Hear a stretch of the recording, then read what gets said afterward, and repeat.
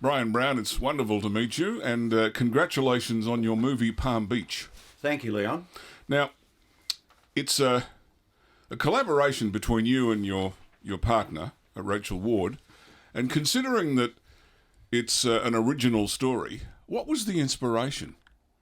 The inspiration was a Christmas I had about 5 years ago in Wales, in England, with friends, 3 other couples, people that Rachel had known all her life, and people that I'd known since I was with Rachel, so for over 30 years.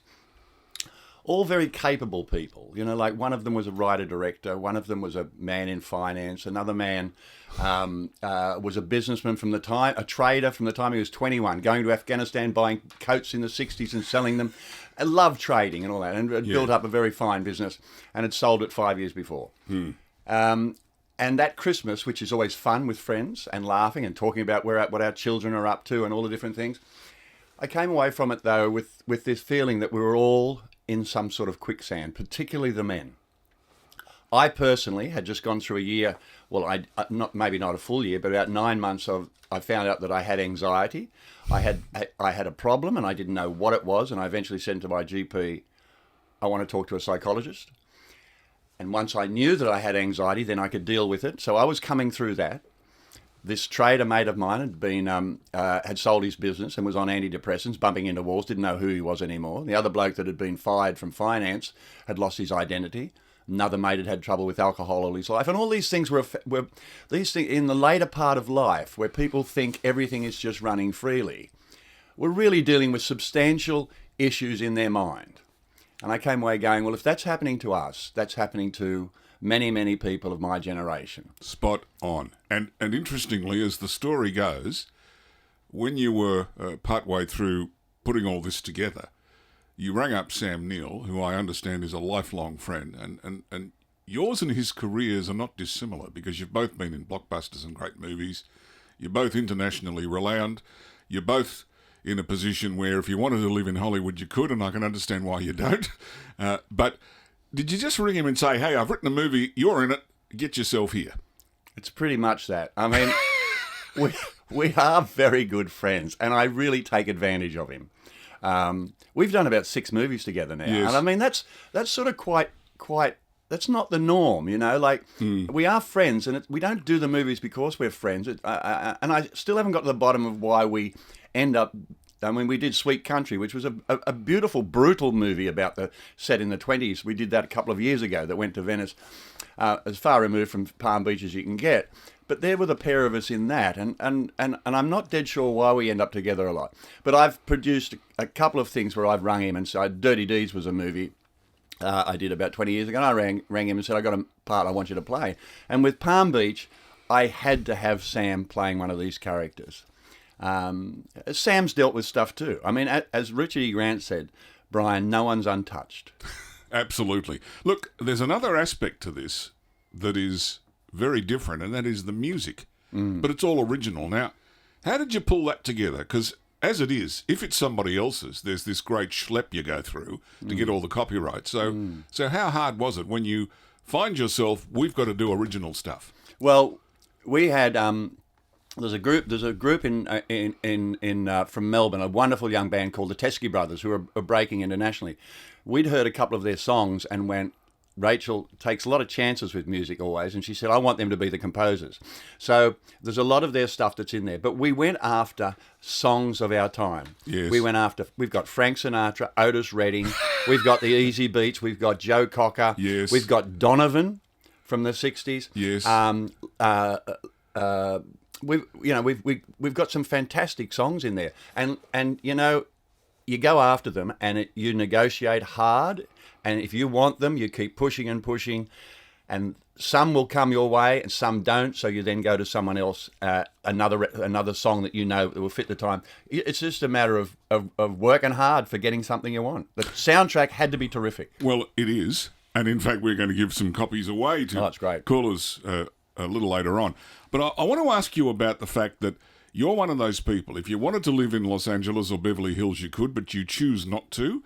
And I know that you're so dedicated to movies, which are hard to make anyway, and getting finance for and doing all those things, but you're very dedicated to Australian movies and Australian stories. And this has been something that's been part of your career for a long time, hasn't it? Yeah, and you know, there's a very simple answer to this. When I was a young bloke, when I was 25 and I wanted to be an actor, and I was a salesman for an AMP insurance salesman at that time, but I was in amateur theatre as well. And at 25, I went, I want to be an actor, but I was not game to say it. I came from the western suburbs. It was a very middle-class occupation. And how do you become an actor? I didn't know how to become that. But I looked around, and every time I went to a play, I saw us doing American plays and I saw us doing English plays. And I thought, if I'm going to be an actor, I'm not going to do it secondhand. I'm not going to be here doing American or English accent. I'll go to England, I'll become an Englishman. So I got on a plane, I went to England, I started knocking on doors telling people I was an actor. 18 months later, I had a year's contract at the National Theatre under Peter Hall. And that was what my life was going to be. I came back for a 4-week holiday and I walked into the theatre and David Williamson had a play on. There was a prison drama called How Does Your Garden Grow on as well. And I looked at the characters on stage and I went, I know those people. I want to play those people. Peter Weir was making Picnic at Hanging Rock. Yeah. We were actually speaking in our own voice about ourselves. And I went, you know, whatever it is, but that part of me went, that's what I want to do. And I've sort of been doing it for a while now. What is your message to people who will see Palm Beach, and they'll be baby boomers, a lot of them, some not so, because the movie's got a very general appeal. And, you know, the thing that struck me about it, Bryan, when I watched it, I'm thinking, where's the script?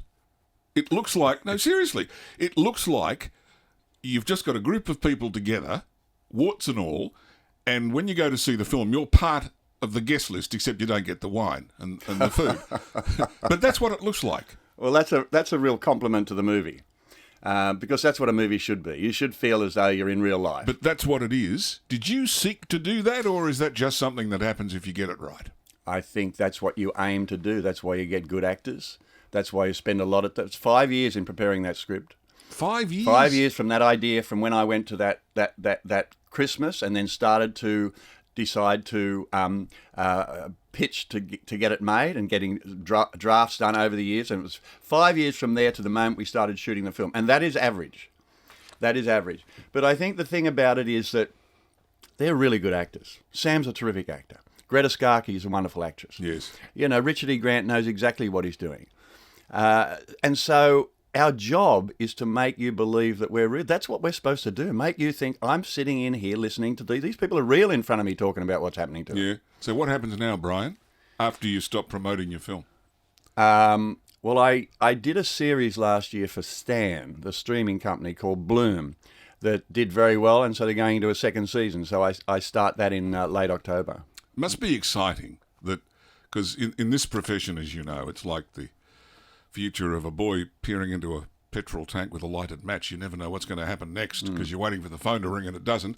That doesn't happen to you. What a great achievement. What a great achievement. I'm a lucky bloke. I'm a lucky bloke. For some reason, people ask me to do things. They're silly enough, and I'm silly enough to say fine. And I'm also silly enough to go, I think that's a good idea. I think I'll muddle around with that. And then 5 years later, I end up having to, you know, stop pulling my pud and do it. Now, when you're away from all this, what do you do to relax? I read a lot. Read? I'm a great reader of crime. I love crime. South American crime, English, Scandinavian noir.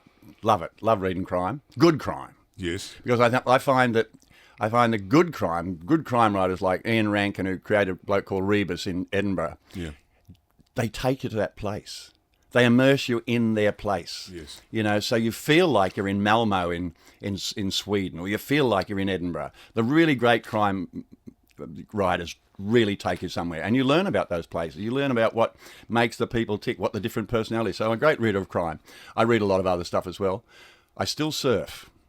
I just spent a week up the coast surfing last week. You look really fit. Really fit. Well, I just figure that, you know, and it's one of the things about Palm Beach is it's about saying, listen, there's years in front of us yet.